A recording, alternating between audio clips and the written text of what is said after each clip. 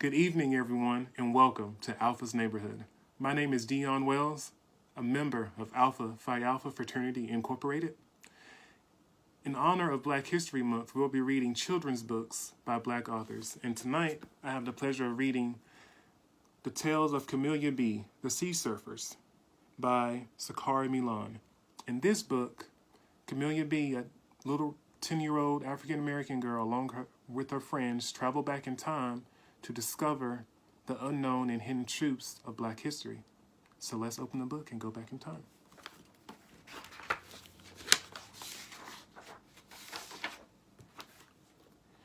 It was Friday evening, Camilla's favorite time of the week. On this day, she and Eli went to hear Grandma speak.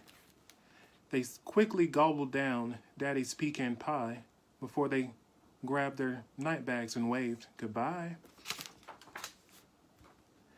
Grandma always had the best stories to share.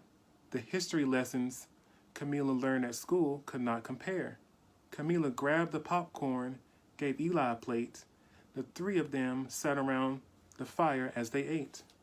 My teacher said tomorrow is Christopher Columbus Day, Eli said. I have to write a story on the history books we read. They're still calling it that?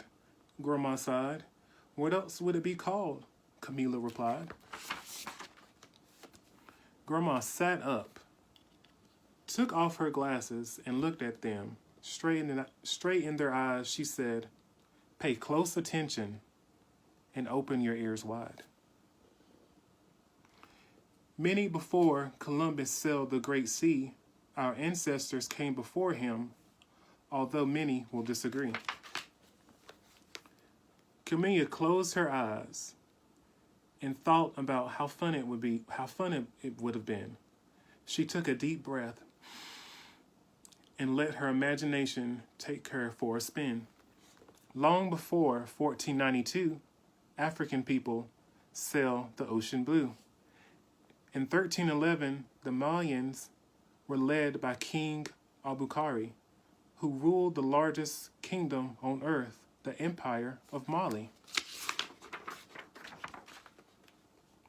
I called them the sea surfers because they built ships out of trees. They could battle the waves and navigate the great seas. The Malians people were smart. They knew so much about everything, every religion, math, and art. At home, they grew crops up to 20 inches high and recorded the meaning of every star in the sky. They created calendars to keep count of their days and sewed fancy cloth in all different types of ways.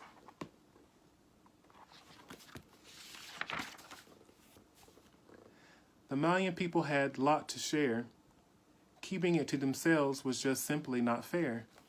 One day, King Abukari decided to leave his throne and load 2,000 ships. The king yelled to the men, "Prepare yourselves for a long trip."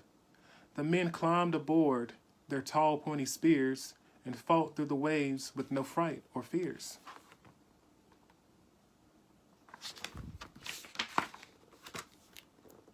They sailed and sailed by the king's command until they spotted from afar a foreign land. They had journeyed to a place their forefathers had already been. Some of the natives people there were considered to be kin. "Look," said the king, "quickly, gather our things." The crew greeted the native people who had lived there for centuries on end. They traded resources and gifts while making new friends.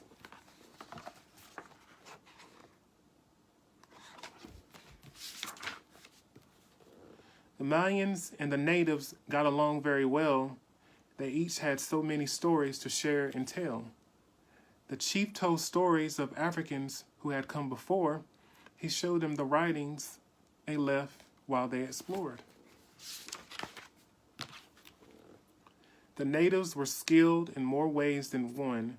They had civilizations and worshipped the sun. The chief explained how much they loved Mother Earth. He said, "We the people must protect her worth." The natives and Malians shared dances and chants. They even healed each other's wounds with herbs and plants. While some of the Malians traveled north and south, extending their stay, the rest said their goodbyes and sailed away. The Malians left a long trail of existence behind that eventually, centuries later, explorers would find. Eli jumped and screamed, "I want to be a sea surfer. Let's go to the beach." Grandma chuckled. "You can, just as your ancestors were. It is not out of reach." "But Grandma, why do they say Columbus was the first to find the Americas?" Camilla asked. Grandma replied, "Well, honey, everyone has their unique version of the past. Columbus knew he wasn't the first to discover the land. He himself learned that firsthand. He even wrote about it in his letters to Isabella, the Queen, because all of the evidence he witnessed could not be unseen. You see, the natives never forgot their very first guests. Black-skinned people have come before, they express. Our ancestors were the first to meet the natives who were already around, and the Americas were never discovered because what is not lost cannot be found." Hope you have enjoyed the reading of The Tales of Camellia B, The Sea Surfers by Sakar Milan. Have a good evening.